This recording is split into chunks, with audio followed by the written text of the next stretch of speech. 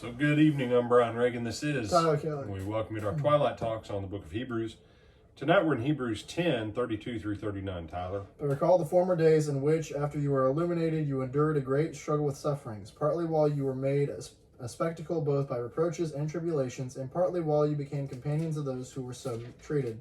For you had compassion on me and my chains, and joyfully accepted the plundering of your goods, knowing that you have a better and an enduring possession for yourselves in heaven. Therefore, do not cast away your confidence, which has great reward, for you have need of endurance, so that after you have done this, the will of God, you may receive the promise. For yet a little while, and he who is coming will come and will not tarry. Now the just shall live by faith, but if anyone draws back, my soul has no pleasure in him. But we are not of those who draw back to perdition, but of those who believe to the saving of the soul. All right. What does 6:4 read in that? Chapter 6, verse 4? How does that read? Does it also say illuminated? Enlightened. Okay.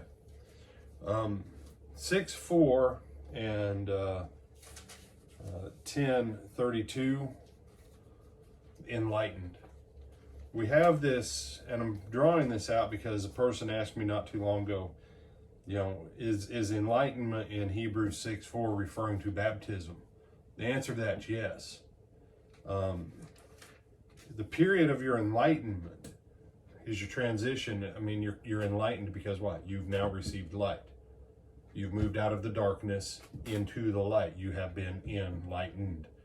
And so he's basing this and tying this back to what they knew from their time of conversion, which was their baptism, and reminding them there's no place for you to go back. And think about the children of Israel. Once they crossed the Red Sea, there was no crossing it back. That moment of enlightenment, there is nowhere else to go.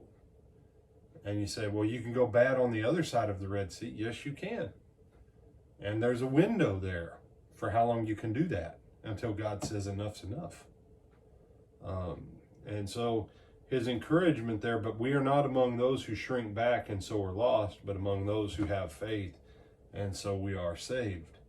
And again, this ties back to chapter 6. Those who crucify the Son of God afresh and put Christ Jesus to open shame, you're not going to get them back while they choose to remain in that situation. So, very similar. Book of Hebrews, argument builds on argument builds on argument until you're left with really only a couple of final thoughts.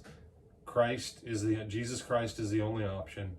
Jesus Christ is the only option. And Jesus Christ is the only option because there are no other options except eternal damnation. So, any other thoughts, my brother? No, sir. All right, invite them to like, comment, share, and subscribe. And we'll see you in the morning.